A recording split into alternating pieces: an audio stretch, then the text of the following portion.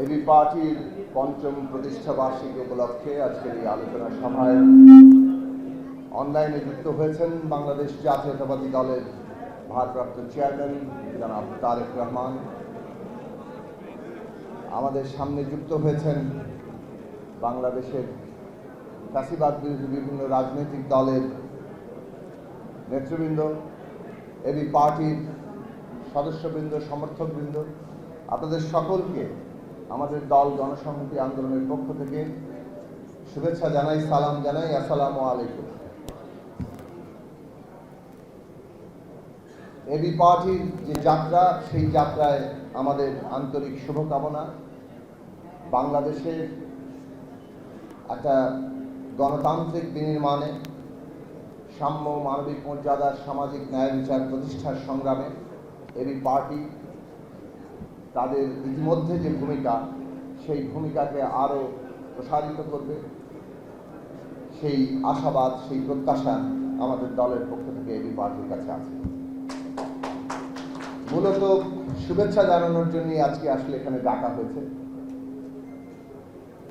একটি কথাই শুধু বলি যে আমরা একটা ঐতিহাসিক সময় পার করছি আমাদের দেশে, এবং আমাদের দেশের পুরো রাষ্ট্র ব্যবস্থা, আমাদের অর্থনীতি, আমাদের সমাজ, আমাদের সংস্কৃতি, সংস্কার এবং একটা বলতে পারেন একটা বড় গণতান্ত্রিক রূপান্তরের সংগ্রামে আমরা নিয়োজিত। আমরা সেই কাজটা এগিয়ে নিয়ে যাওয়ার জন্য সকলেই যার যার সাধ্য অনুযায়ী চেষ্টা করছি, বিশেষভাবে যারা ফ্যাসিবাদ বিরোধী সংগ্রাম ছিল। আমাদের সামনে সংস্কার, নির্বাচন এবং এই সংস্কার নির্বাচনের প্রক্রিয়ার মধ্য দিয়ে একটা গণতান্ত্রিক বাংলাদেশ, একটা নতুন রাজনৈতিক বন্দোবস্ত প্রতিষ্ঠার চ্যালেঞ্জ আছে।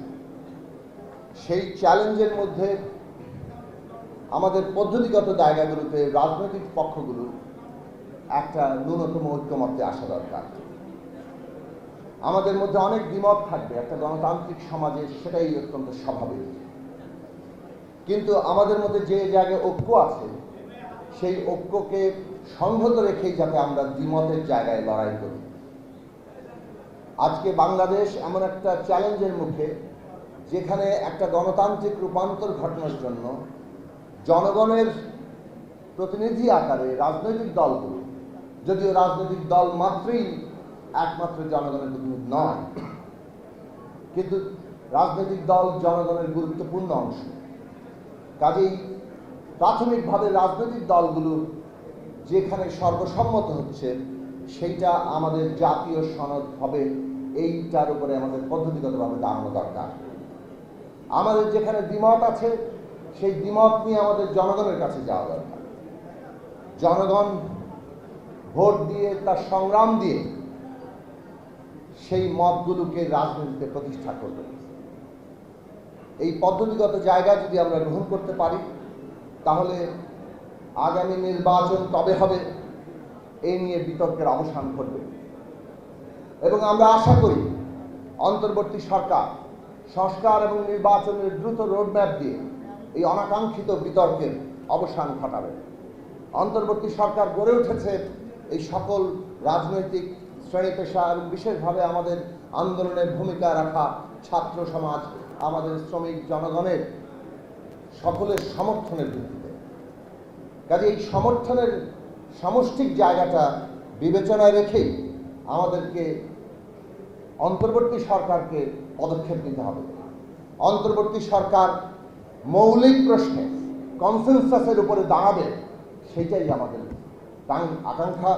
সেই জায়গা যাতে তারা সব ক্ষেত্রেই মেনটেন করেন, সেটা জাতীয় স্বার্থ হোক, এই ভূ রাজনৈতিক পরিবেশে মানবিক করিডোর দেওয়ার মতো সিদ্ধান্ত হোক, অথবা আমাদের দেশের সংস্কার, নির্বাচন এবং আগামী নির্বাচন কিভাবে হবে সেই প্রশ্ন নিয়ে হোক। শেষে এই কথা বলি, জনগণের ম্যান্ডেটই আসল কথা। কাজে আমরা যা সংস্কার করব, যা রূপান্তর করব, শেষ পর্যন্ত যেহেতু জনগণই বাংলাদেশে কিংবা একটা রিপাবলিকে ক্ষমতার কেন্দ্র, সেই জনগণের ম্যান্ডেট গ্রহণ করতে হবে। আজকে যাই সংস্কার হোক না কেন, শেষ পর্যন্ত জনগণের ম্যান্ডেট নিয়ে তাকে র্যাটিফাই করতে হয়। এটাই যে কোনো রিপাবলিকের পদ্ধতি। কাজেই আগামী নির্বাচন জনগণের ম্যান্ডেট নিতে হলে যে মৌলিক সংস্কারের কথা আমরা বলছি, সংবিধানের মৌলিক সংস্কার, ক্ষমতা কাঠামোর মৌলিক সংস্কার, সেই সংস্কার করতে হলে সংবিধান সংস্কার সভার নির্বাচন এবং আগামী জাতীয় সংসদ নির্বাচন একসাথে করে জনগণের ম্যান্ডেট নিয়ে বাংলাদেশের গণতান্ত্রিক রূপান্তর ঘটানো, সেটাই হবে আমাদের জন্য টেকসই একটা রাজনৈতিক পন্থা। এই কাজে আমরা ন্যূনতম ঐক্যমত্যে পৌঁছাবো, ঐক্যমত্যই হবে আমাদের পথ পরিক্রমা এবং এবি পার্টি সেই ঐক্যমত্য তৈরিতে তাদের ভূমিকা রাখবে, সেই আশাবাদ রেখে আপনাদের সবাইকে আবারও সালাম, শুভেচ্ছা জানিয়ে আমার বক্তব্য শেষ করছি।